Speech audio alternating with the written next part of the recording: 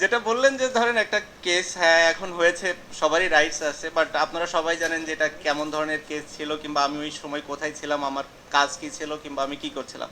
তো এই বিষয়টা নিয়ে খুব বেশি একটা বলতে চাই না।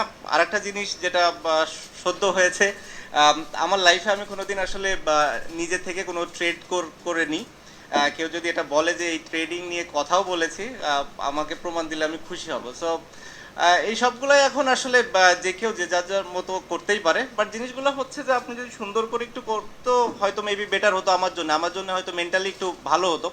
কারণ ফলস এলিগেশনগুলো আমার কাছে মনে হয় না যে এই জিনিসগুলো খুব একটা ভালো দিক বহন করে আমাদের দেশের জন্য, বা বাইরে স্পেশালি বাইরের মানুষ যখন এগুলো নিয়ে কথা বলবে, আমার কাছে মনে হয় না যে জিনিসগুলো খুব বেশি একটা অ্যাপ্রোপ্রিয়েট হবে। কারণ আমি যেটা ফিল করেছি, প্রথমটা তো আপনাকে বললামই, আর দ্বিতীয়টা যেটা মানে আমার লাইফে যখন আমি কোনো ট্রেডই করিনি নিজ থেকে, সো স্বাভাবিকভাবে আমার ভুল করার কিংবা ওটার সাথে যে ধরনের ওয়ার্ডগুলো ইউজ করা হয়েছে সেগুলো আসলে কতটা অ্যাপ্রোপ্রিয়েট সেটাও আমার জন্য একটু দুঃখজনক।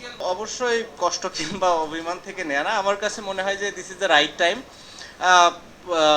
মুভ অন করার জন্যে এবং নতুনদের আসার সুযোগ তৈরি করে দেওয়ার জন্যে। অ্যাট দি সেম টাইম টি-20তেও আমার আসলে একই ধরনের চিন্তা, আমি হয়তো এটা অপ্রাসঙ্গিক হলেও বলে ফেলতে চাই, কারণ হচ্ছে টি-20 নিয়েও আমাদের কথা হয়েছে, সিলেক্টর এবং প্রেসিডেন্ট বোর্ডের সবার সাথে এটা নিয়েও আমি কথা বলেছি যে আমার কাছে মনে হয় this is the right time যে টি-20 থেকেও আমি মুভ অন করি, এবং আপাতত নেক্সট যে কিছু সিরিজগুলো আছে কিছু নতুন প্লেয়ার আসুক, নতুন প্লেয়ারদের সুযোগ দেওয়া হোক।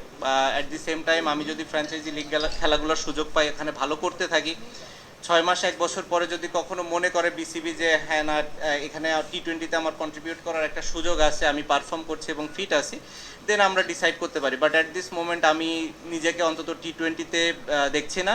আর সাউথ আফ্রিকা যেহেতু টেস্ট সিরিজ, আমার ইচ্ছা আছে যে লাস্ট সিরিজ হওয়ার।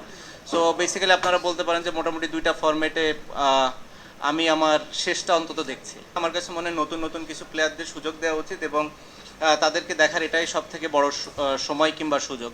এটা আছে, এরপরে হয়তো ওয়েস্ট ইন্ডিজ আছে, তারপরে আরও কিছু ইয়ে থাকবে। আমার মনে হয় 2026 সালের যদি দিকে বাংলাদেশ ক্রিকেট বোর্ড চিন্তা তাকায়, তাহলে সেটাই হবে সব থেকে ভালো দিক, এবং এটা আমরা সবাই মিলে ডিসিশন নিয়েছি এবং আমরা সবাই এটাতে একমত। I am happy, just I don't have any regrets. আমার কোনো ওরকম লাইফে রিগ্রেটস কখনো ছিলও না, এখনও নাই। বা আমি যতদিন এনজয় করেছি, আমি ক্রিকেট খেলেছি, এবং আমার কাছে মনে হয়েছে যে এটা রাইট টাইম বাংলাদেশ ক্রিকেটের জন্য, আমার জন্য, এবং সে কারণে আসলে এই এই ডিসিশনগুলো নেওয়া, এবং এটা বোর্ডের সাথে, সিলেক্টরদের সাথে, কোচ, ক্যাপ্টেন সবার সাথে ডিসকাস করেই নেওয়া হয়েছে, এবং তারা সবাই বুঝতে পেরেছে আমার সিচুয়েশনটা, এবং তারাও এটা ফিল করে যে না, this is the right thing to do.